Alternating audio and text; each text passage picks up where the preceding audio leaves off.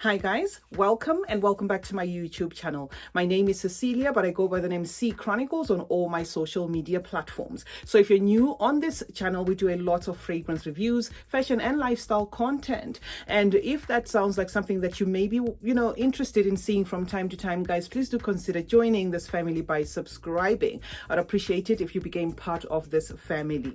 And to my returning subbies, thank you so much, guys, for the continued support. This channel wouldn't be what it is without. So today we are going to be reviewing this fragrance, big box, as you can see. The name of the fragrance is Wafa by the company Ard Al Zaafaran. It sits in this massive, gigantic drawer of a box. So this is how big the packaging is, guys.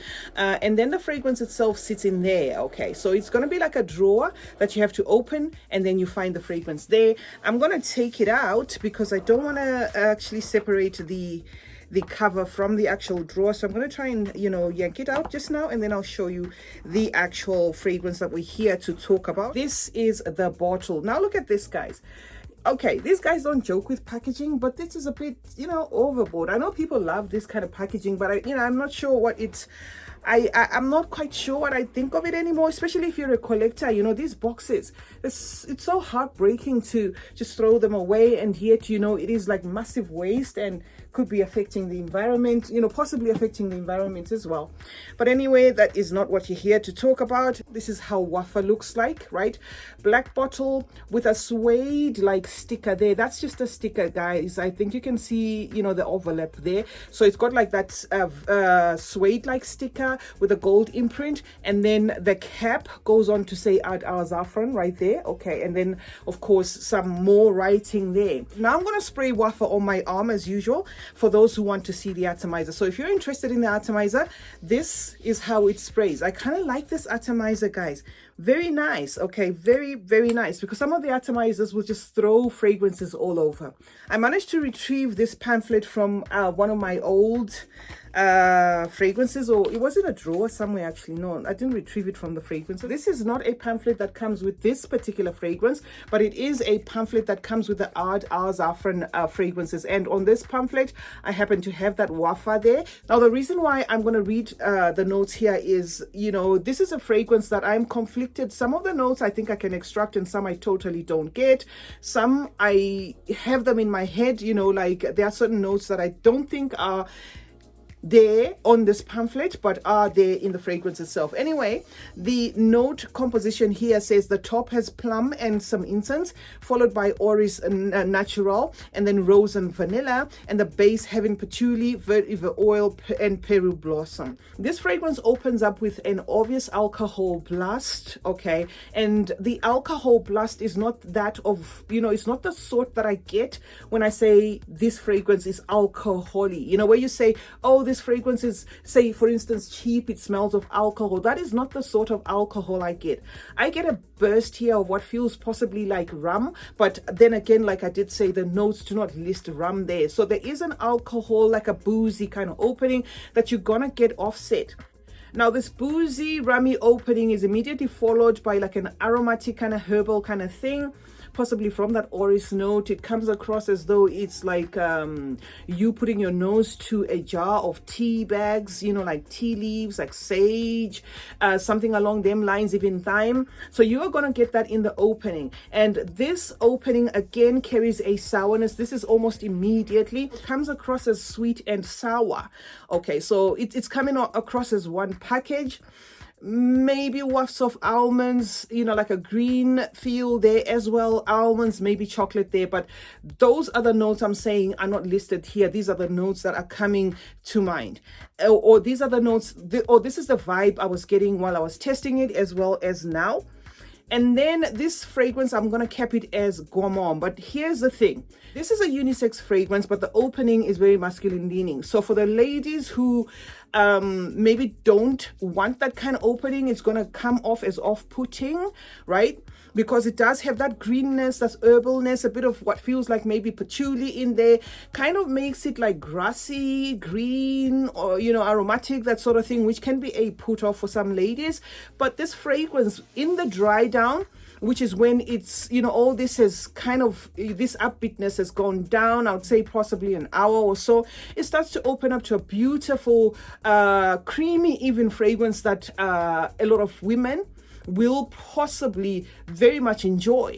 But of course, keeping wafts off. You know, those wafts of the greenness doesn't go away. Wafts of that aromatic herbalness doesn't go away. But it opens up into something that feels like that chocolatiness, that sort of thing. So if you're going to give this fragrance time and you're a woman, you know, it will definitely wow you. But if you're one of those people, you go in a perfume shop, you spray it once, make a mental shortcut, probably not going to do it for you. But this is the sort of fragrance that you want to wait for, because after you've worn it, you're going to have this scent bubble that a lot of people are going to be commenting on, or a lot of people are going to be complimenting you on. And then you think, oh, is that fragrance that I smelled there? This is a fragrance that if you have used, say, Kayali Vanilla Royale Sugar Patchouli, the way that one opens, it is a fragrance that is easy to judge. 1-2 sprays, oh my god, I don't want it. But if you give it some time, it opens up into a beautiful vanilla. Okay, so this is what I'm saying. I'm not saying this is a dupe off. I'm just giving that, you know, as a smell-o-vision, if you will. This, in fact, has been likened to Kilian's Black Phantom. So for those people that have been on the hunt for Black Phantom, this is a great alternative for you. It will give you that rum. It will give you sourness. It will give you sweet and sour. It will give you rum, okay, and it will give you those wafts of chocolate. So that is what to expect. You're going to get like wafts of woodiness, but a soft woodiness, possibly from that Peri Balm, which they have gone on to list as a note there. There is Peri Balsam here, but this Peri Balsam woodsy wafts don't come across as a fragrance that I'll keep as woody, you know, like the typical Middle Eastern fragrances, where when we say this fragrance is woody and it's been served by, or it's coming from a Middle Eastern house, then people tend to be guarded, thinking, oh, maybe this is going to be too much. I don't particularly get an overly woody fragrance, but yes, there is some light woodiness here. Those light woods in this juice add a semi-intensity to it. I get a semi-intense scent here with a light gothic feel to it, a bit dark. Occasion-wise, I would class this as maybe a suit and tie, you know, or formal kind of scent. In the 1.5 hour mark, where this fragrance starts then to become a beautiful scent with that chocolatey vibe, just a slight chocolatey vibe there, you then start to feel more of a bit of something that feels like coffee beans. It could just be those woods mixing with the orris, you know, that tea thing that I said feels like a tea thing, herbal thing, maybe because it's now mixing with those light woods. It's interpreting to my nose as though it's coffee beans. You're going to have wafts off as though you've got a jar of dry coffee beans in front of you, and then you're just getting wafts off. So this is what this fragrance then ends up being. In the 1 hour, 1.5 to 2 hour mark, you're going to carry that wafts of beautiful, almost sweet, semi-powdery coffee beans feel with a touch of chocolate, still with slight booziness. The booziness doesn't go away you know, completely. And then those herbs, what felt like a lot of herbs in the opening, obviously also gets to tone down a lot. So that is what I can say, guys, about Ard Al Zaafaran's Wafa, a fragrance with the same DNA as Kilian's Black Phantom. If you want to try it, you can. And a beautifully done juice, guys. For some, will come across as too much because of that herbal thing, but I personally am not getting a fragrance that is polarizing here. I'm getting a fragrance that I can wear, that I can douse myself in without a problem. If it does macerate to a thicker concoction, being a fragrance that maybe is stuffy and headache inducing, then I'm going to have to come and give you an update on that. But for now, I am just getting myself an easy reach kind of fragrance, but with a complex juice, with a complexly done juice, which you can actually use this one as a special occasion scent. CeeChronicles is my name. Thank you so much, guys, for joining me today. Let's meet in the comment section where we obviously discuss more about fragrances. Do you own Wafa? Is it a fragrance that you would want to try? I'd very much want to know in the comment section your thoughts.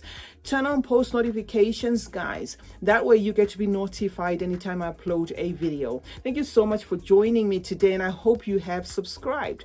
If not, then why not? And remember that smelling good is a form of good manners. Cheers.